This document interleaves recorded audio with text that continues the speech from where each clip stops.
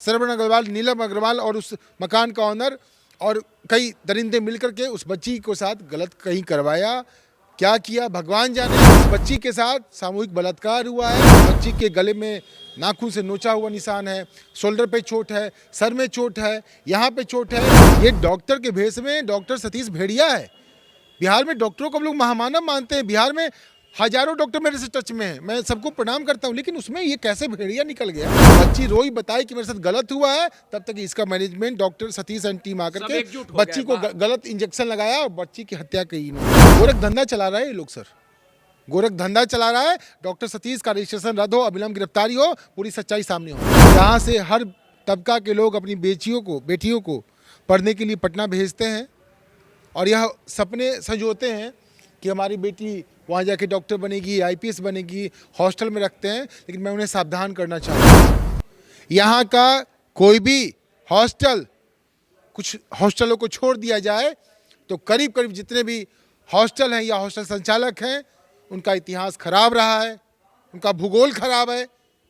अपनी बच्चियों को किसी भी हॉस्टल में ना डालें। उसके साथ वो बच्ची पहले अटेम्प्ट में नीट की परीक्षा पास की है सर, उसे डेंटल मिल रहा था, फिर भी बच्ची थी। पूरा गांव समाज कह रहा है वो एमबीबीएस के लिए लगी हुई थी। पटना में नीट की छात्रा के साथ घिनौनी करतूत हॉस्टल संचालक के द्वारा की जाती है और इस पूरे मामले को लेके अब गायत्री इस दुनिया में नहीं है। बड़े अरमानों के साथ गायत्री ने अपनी बेटी को पटना में भेजा था कि उनकी बेटी जो है वो पढ़ लिख कर अपना नाम रोशन करेंगी, लेकिन जिस प्रकार से ये पूरी करतूत हुई हॉस्टल संचालक के द्वारा, जो घटना को अंजाम दिया गया और पीड़ित परिवार वाले लगातार शुरुआती दौर से ये बातें कह रहे थे कि उनकी बच्ची के साथ कहीं ना कहीं रेप हुआ है और उसके बाद उसके साथ मारपीट हुई है। शरीर पर जख्म के जो निशान थे वो चीख चीख के गवाही दे रहे थे कि किस प्रकार से कहीं ना कहीं जो घिनौनी करतूत हॉस्टल संचालक के द्वारा की गई। अब इस पूरे मामले को लेके गायत्री हमारे बीच नहीं है।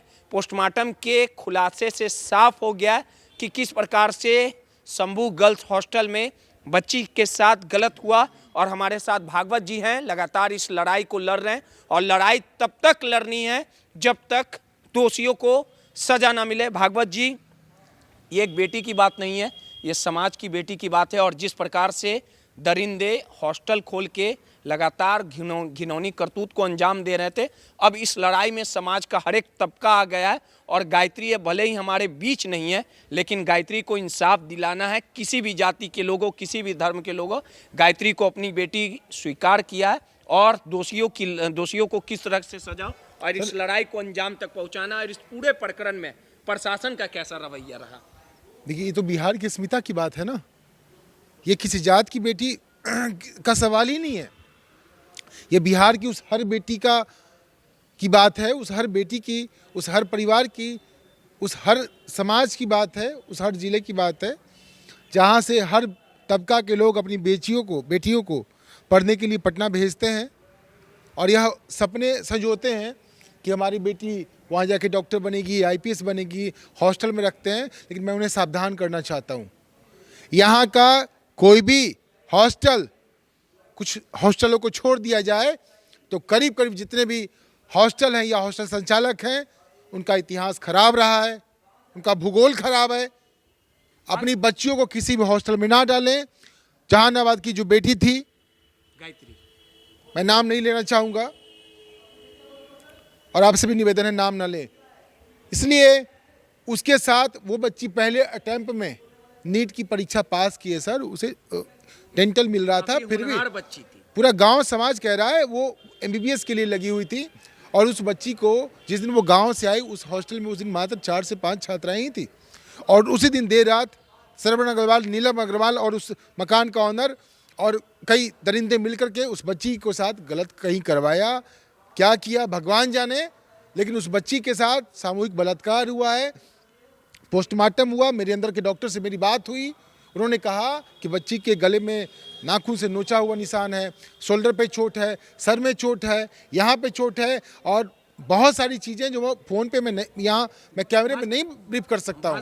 भागवत जी, एक सवाल उठता है, जिस प्रकार से डॉक्टर प्रभात मेमोरियल हॉस्पिटल में ले जाया गया और जिस प्रकार से वहां के डॉक्टरों का रवैया रहा, मामले की लीपापोती की गई और पीड़ित परिजनों ने साफ तौर पे आरोप लगाया कि आखिर डॉक्टरों का वक्तव्य कैसे हो सकता है। अगर कोई डॉक्टर प्रथम दृष्टया इस तरह की घटनाओं को देखते हैं तो वो समझ जाते हैं कि आखिर गलत हुआ है, लेकिन वहाँ के डॉक्टरों ने जिस प्रकार से पटना पुलिस की थोड़ी रही, डॉक्टरों का बात माना गया कि नींद की गोलियां ली गई, ये तमाम स्क्रिप्ट मैं तो डे फर्स्ट से, मैं पहले दिन से बता रहा हूँ।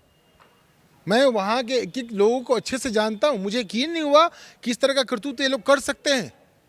ये डॉक्टर के भेष में डॉक्टर सतीश भेड़िया है।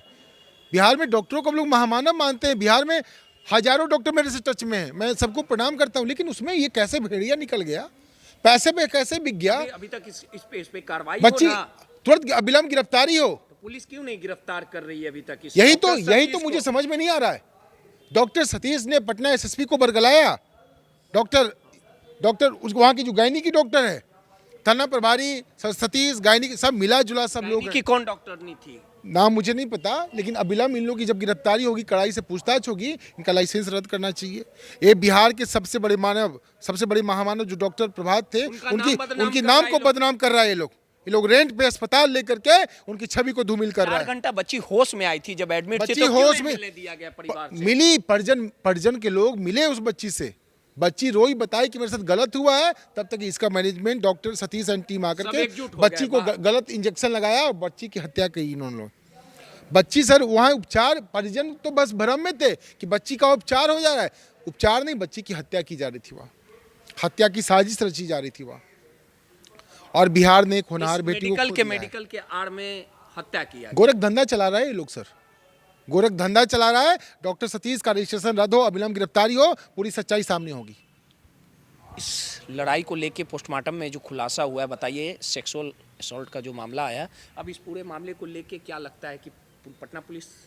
मैं तो पुलिस महानिदेशक साहब से विनम्र निवेदन करूंगा सर, ये बिहार के सबसे बड़े डॉक्टर जो कोरोना में चले गए, जो मात्र चंद पैसों में बिहार के मरीजों का उपचार करते थे सर, उसकी छवि को सर ये लोग धूमिल कर रहा है।